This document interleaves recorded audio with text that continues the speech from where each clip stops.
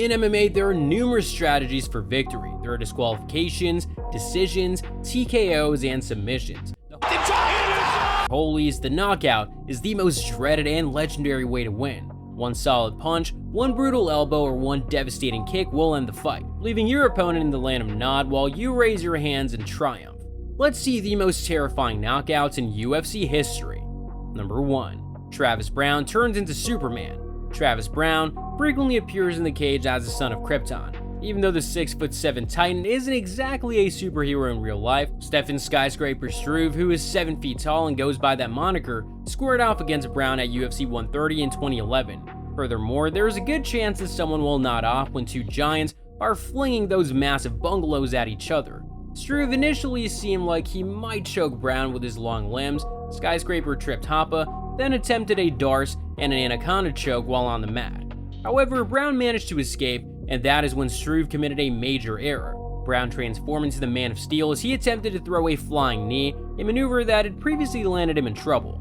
Struve jumped into the air, and Browne retaliated with a Superman blow. Browne launched himself into Struve's chin while using all of his weight to make the move. Because Skyscraper was already moving forward, the impact was twice as strong. Struve, who is 7 feet tall, fell to the ground like the tallest ragdoll in the world.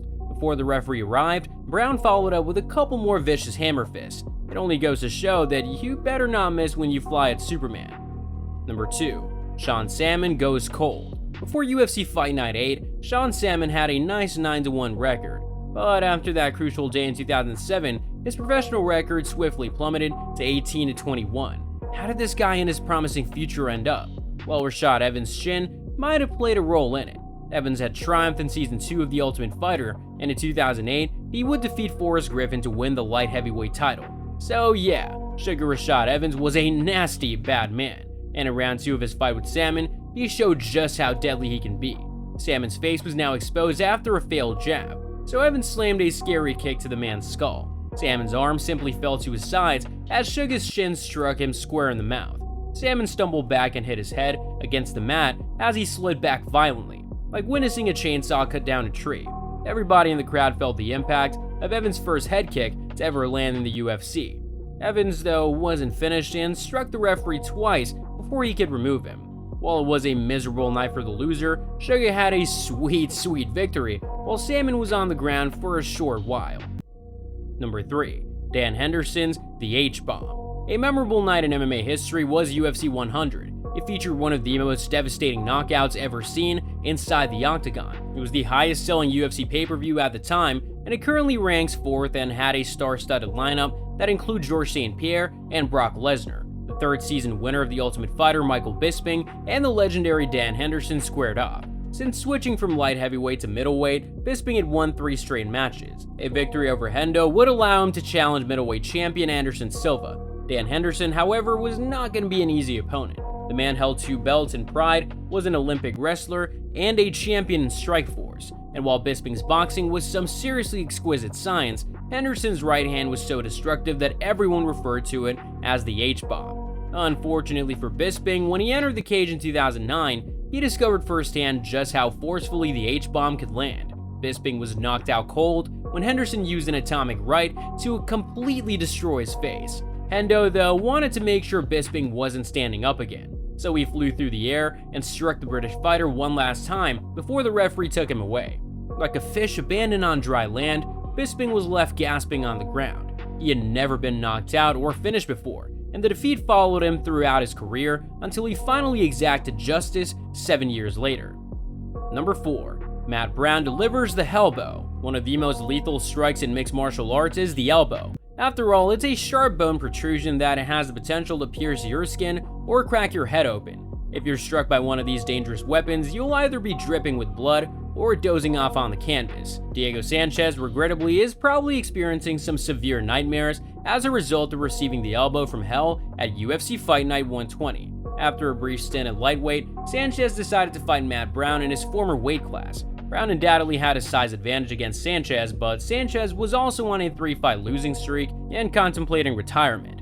And for a little moment, it appeared as though Sanchez might dismiss Brown. The smaller man gave Brown a vicious kick to the liver, and Brown was visibly uncomfortable. only for some reason Sanchez chose not to take advantage of the opportunity, a choice that he would quickly come to regret. Things quickly became vicious. Sanchez attempted to kick again, but Brown managed to catch it. He backed the shorter man into the fence while holding onto Sanchez's foot, turned around, and unleashed the elbow. Sanchez instantly passed away after taking a severe punch to the back of the head. Simply wilting, Sanchez fell to the ground, hitting his head. Unfortunately for viewers at home, the transmission stopped just as Brown knocked unfortunate Sanchez out.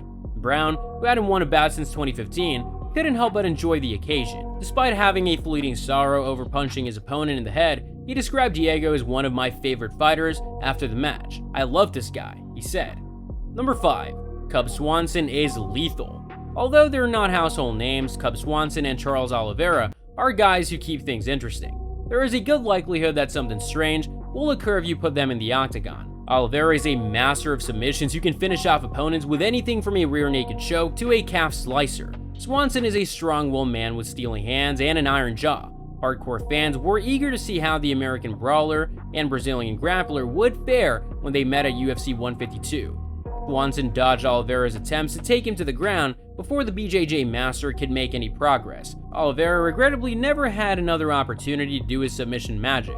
Swanson struck the body with a sick left hook that could be heard around the cage. A well-placed body shot can indeed ruin your entire day, and Oliveira was undoubtedly in excruciating pain. Swanson chose Oliveira as his target, took a minute to select him, and then delivered a vicious right hand to the temple of the opponent. Things then became ominous at that point. Oliveira took some time to tumble. It appeared as though he was stunned. The Brazilian was only able to maintain a standing position for a short period until his body chose to give up since it was in too much pain. Following Swanson's shot, Oliveira simply collapsed to the ground after going limp. Swanson stood over Oliveira as he lay bleeding like Michael Myers, witnessing one of his kills because he knew the fight was over and decided to use needless ground and pound. Number 6. Jessica Andrade is a beast with beauty. Jessica Andrade has long been praised for her powerful hands, but in her fight with Karolina Kowalkiewicz, she proved to the world that she possessed all the unbridled might of a heavyweight. Both women came into UFC 228 on 2-fight winning streaks and hoped that the contest would identify the top contender in their respective weight classes. If Kowalkiewicz wanted to win, she would have to use her striking to keep Andrade at a distance, because if Bate Estasa got too near, things would go very bloody very quickly. With a torrent of powerful punches, Andrade utterly battered her Polish opponent's face. Kowalkiewicz, who was wobbly and weak, was able to hold on for a short while, and at one point it appeared as though she was about to make a comeback. At that time, however, Andrade released the fire and the fury. Kowalkiewicz was knocked to the ground and collapsed by her strong right-hand blow. Kowalkiewicz suffered a horrible outcome, but it served as a warning to the other 115-pound competitors that tampering with Andrade would only result in scrapes. That's it, guys. For more videos like this, subscribe to this channel. See ya!